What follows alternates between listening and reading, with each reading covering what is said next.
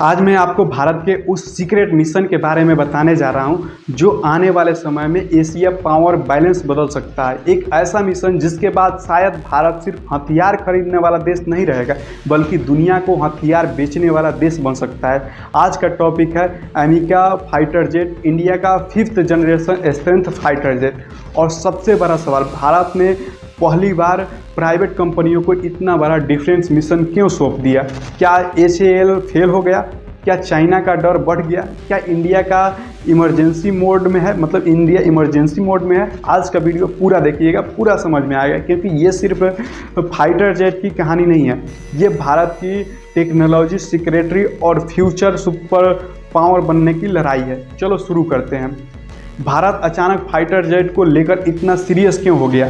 अब सबसे पहले ये समझिए, इंडिया को अचानक अर्जेंसी क्यों महसूस हुई? क्योंकि दुनिया बदल चुकी है। आज की लड़ाई सिर्फ सोल्जर्स की नहीं है, टेक्नोलॉजी की है। और इसी टेक्नोलॉजी वार में चाइना बहुत तेज़ी से आगे निकल चुका है। चाइना के पास है स्ट्रेंथ फाइटर जेट, मतलब advanced drones, AI warfare system और हाइपरसोनिक मिसाइल जैसे डेंजरस टेक्नोलॉजी है चाइना के पास। दूसरी तरफ इंडिया लंबे समय तक दूसरे देशों से फाइटर जेट खरीदता रहा है, जैसे रसिया, फ्रांस, इजराइल। लेकिन प्रॉब्लम क्या थी?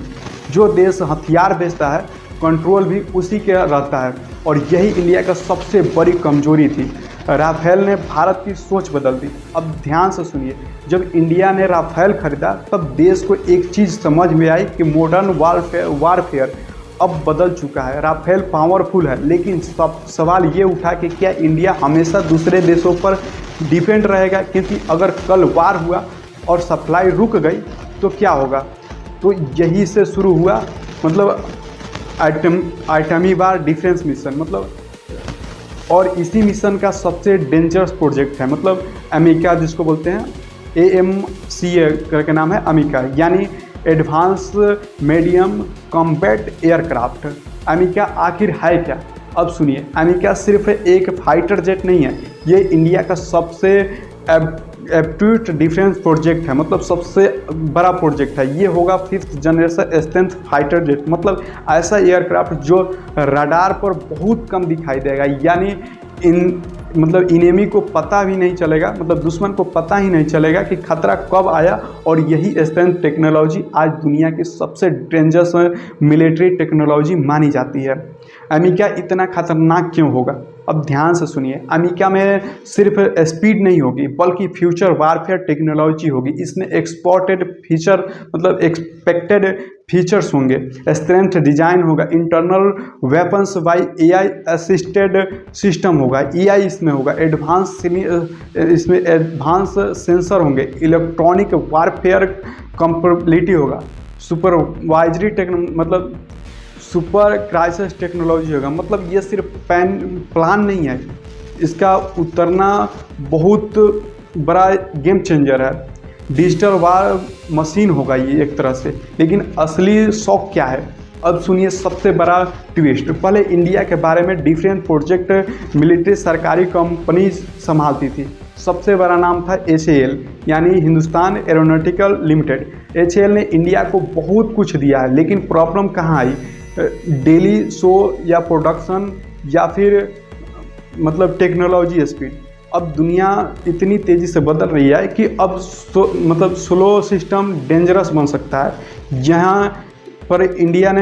यहीं पर इंडिया ने सबसे बड़ा फैसला लिया है कि पहली बार प्राइवेट सेक्टर की एंट्री करा दी। अब सुनिए, भारत अब प्राइवेट कंपनीज को फाइटर जेट इकोसिस्टम में बड़ा रोल देने जा रहा है। और जिन कंपनियों का नाम सामने आ रहा है उसमें टाटा एडवांस सिस्टम है, लर्न एंड ट्रिबो भारत मतलब फोर्ज है।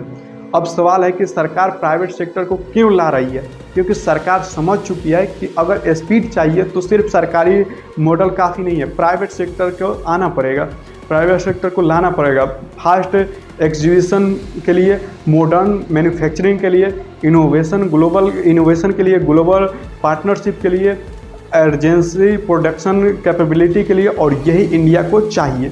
चाइना का डर कितना बड़ा है? अब ध्यान से सुनिए, ये पूरा प्रोजेक्ट सिर्फ टेक्नोलॉजी नहीं है, चाइना फैक्टर से भी जुड़ा है। चाइना आज सिर्फ बॉर्डर पर थ्रेट नहीं है, टेक्नोलॉजी रेस में भी बड़ा कॉम्पिटिटर है चाइना।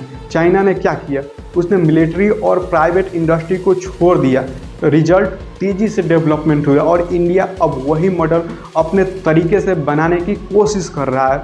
सबसे बड़ी समस्या इंजन है। अब सुनिए, फाइटर जेट बनाना आसान नहीं है। सबसे डेंजरस चेंजेस क्या है? Engine technology. आज दुनिया में बहुत कम देशों के पास एडवांस जेट इंजन बनाने की कैपेबिलिटी है और यही जगह है जहां इंडिया अभी स्ट्रगल करता है और इंजन डिपेंडेंसी ख़त्म नहीं हुई तो पूरा मतलब ड्रीम अधूरा रह सकता है। क्या HAL सच में आउट हो गया? अब सबसे ज़रूरी बात, सोशल मीडिया पर लोग बोल रहे हैं कि HAL ख़त्म हो गया, लेकिन रियलिटी इतनी सिंपल नहीं है। HAL अभी भी इंडिया डिफेंस इकोसिस्टम का बहुत बड़ा हिस्सा है। असल में क्या हो रहा है, इंडिया का मिक्स्ड मॉडल ला रहा है, गवर्नमेंट प्लस प्राइवेट पार्टनरशिप, क्योंकि अकेले कोई भी सिस्टम इतना बड़ा मिशन जल्दी पूरा नहीं कर सकता है। अगर अमेरिका सफल हो गया तो सच सुनिए कि क्या होगा। अगर अमेरिका सक्सेसफुल हो गया तो क्या बदलेगा? इंडिया इंपोर्ट्स कम करेगा, डिफेंस एक्सपोर्ट बढ़ाएगा, मतलब डिफेंस में बेचेगा, लाखों जॉब बन सकती है, टेक्नोलॉजी इकोसिस्टम मजबूत होगा, इंडिया ग्लोबल डिफेंस मार्केट में एंट्री करेगा और सबसे बड़ा फायदा इंडिया के स्ट्रेटजिक इंडिपेंडेंसी की तरफ बढ़ेगा। लेकिन खतरा अभी भी बाकी है। अब ध्यान से सुनिए, सोशल मीडिया पर हाइप बनाना आसान है लेकिन रियलिटी बताना मुश्किल है। अमेरिका प्रोजेक्ट में चैलेंजेस बहुत बड़े हैं, मतलब testing deals, strength complexity, engine issue, budget pressure और ग्लोबल कंपटीशन। और हिस्ट्री बताती है कि फाइटर जेट प्रोजेक्ट्स में कई देशों को पैसा बर्बाद हो जाते हैं। मतलब इसलिए एक्साइटमेंट ज़रूरी है, लेकिन रियल चीज़ भी जानना ज़रूरी होता है। असली बदलाव क्या है? क्या सबसे इम्पोर्टेंट बात, इससे पूरे प्रोजेक्ट का सबसे बड़ा मतलब जेट नहीं है, मतलब इस पूरे प्रोजेक्ट का सबसे बड़ा जेट नहीं है, माइंडसेट चेंज है। मतलब ये तो हम बना सकते हैं, मतलब अभी फ्यूचर में बनाएंगे, पर माइंडसेट ज़रूरी है।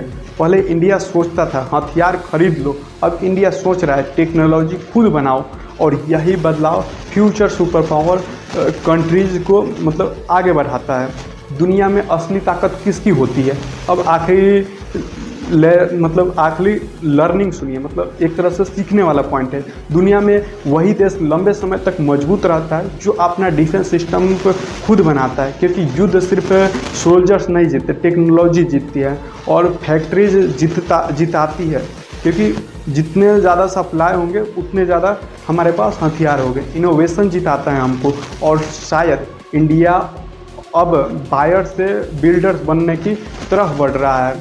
अब आज का आखिरी लाइन सुनिए, राफेल खरीदना मजबूरी थी लेकिन अमेरिका बनाना मिशन है, और जिस दिन इंडिया ने अपना स्ट्रेंथ मॉन्स्टर आसमान में उड़ा दिया उस दिन दुनिया समझ जाएगी कि भारत सिर्फ मार्केट नहीं है, अब मिलिट्री टेक्नोलॉजी पावर बनने की तैयारी कर रहा है।